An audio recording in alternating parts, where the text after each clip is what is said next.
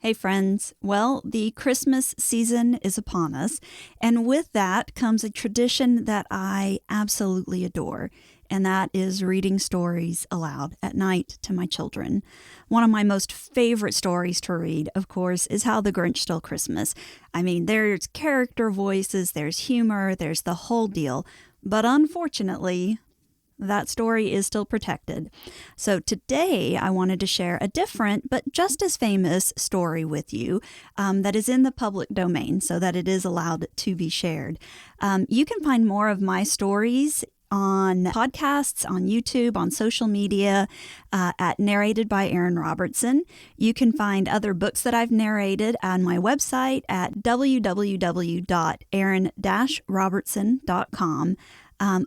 And you can also find me on the Aura app. So if you like the way I tell a story, check me out in other places. I'd love it. But without further ado, let me give you the introduction for this story that we're going to share today. Amid the many celebrations last Christmas, in various places by different persons, there was one in New York City not like any other anywhere.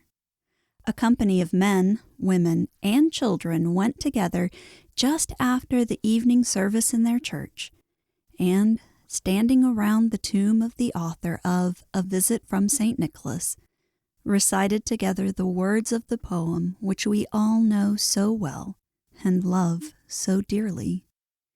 Dr. Clement C. Moore, who wrote the poem, never expected that he would be remembered by it. If he expected to be famous at all as a writer, he thought it would be because of the Hebrew dictionary that he wrote. He was born in a house near Chelsea Square, New York City, in 1781, and he lived there all his life. It was a great big house with fireplaces in it, just the house to be living in on Christmas Eve. Dr. Moore had children. He liked writing poetry for them even more than he liked writing a Hebrew dictionary. He wrote a whole book of poems for them. One year he wrote this poem, which we usually call "'Twas the Night Before Christmas," to give to his children for a Christmas present. They read it just after they had hung up their stockings before one of the big fireplaces in their house.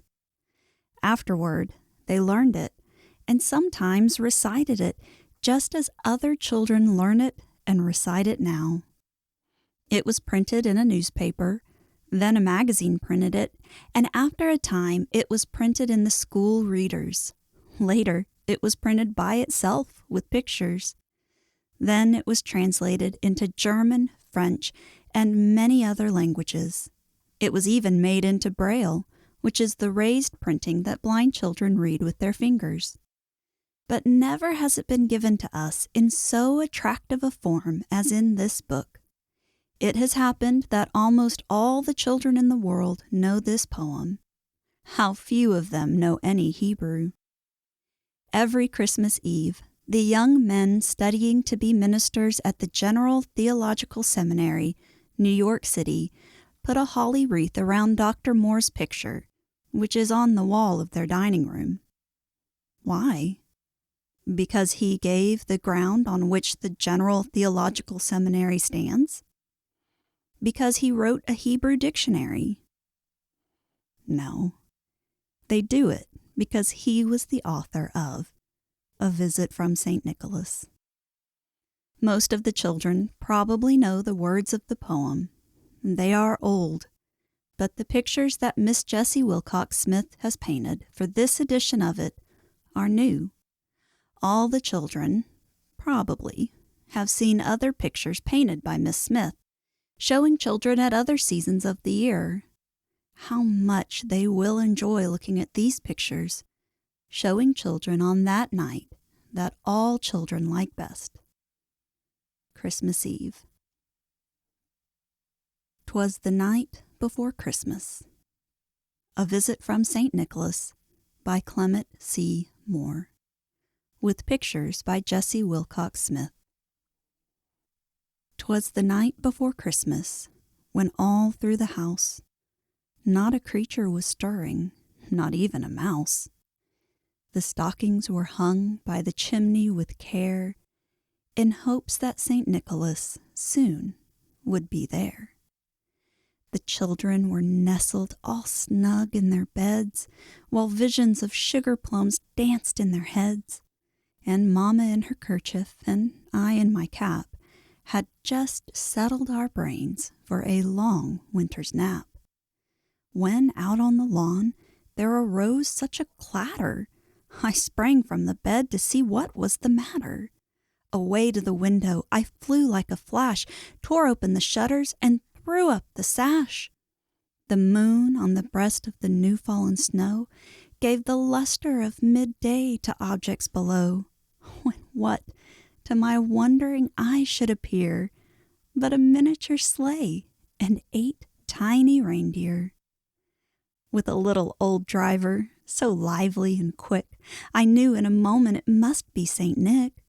More rapid than eagles, his coursers they came, and he whistled and shouted and called them by name. Now Dasher, now Dancer, now Prancer and Vixen, on Comet, on Cupid, on Donder and Blitzen. To the top of the porch, to the top of the wall, now dash away, dash away, dash away all. As dry leaves that before the wild hurricane fly, when they meet with an obstacle mount to the sky, so up to the housetop the coursers they flew, with the sleigh full of toys, and St. Nicholas too. And then, in a twinkling, I heard on the roof the prancing and pawing of each little hoof. As I drew in my head and was turning around, down the chimney St. Nicholas came with a bound. He was dressed all in fur, from his head to his foot, and his clothes were all tarnished with ashes and soot. A bundle of toys he had flung on his back, and he looked like a peddler just opening his pack. His eyes, how they twinkled! His dimples, how merry! His cheeks were like roses, his nose like a cherry. His droll little mouth was drawn up like a bow, and the beard of his chin was as white as the snow. The stump of a pipe he held tight in his teeth, and the smoke it encircled his head like a wreath. He had a broad face and a little round belly that shook when he laughed like a bowl full of jelly. He was chubby and plump, a right jolly old elf, and I laughed when I saw him in spite of myself. A wink of his eye and a twist of his head soon gave me to know I had nothing to dread.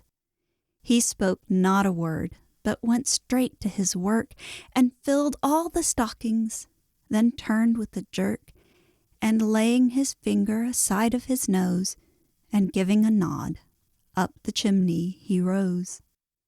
He sprang to his sleigh, to his team gave a whistle, and away they all flew like the dawn of a thistle. But I heard him exclaim, ere he drove out of sight, "Happy Christmas to all, and to all a good night." Well, I think that says it all. Happy Christmas to all, and to all a good night.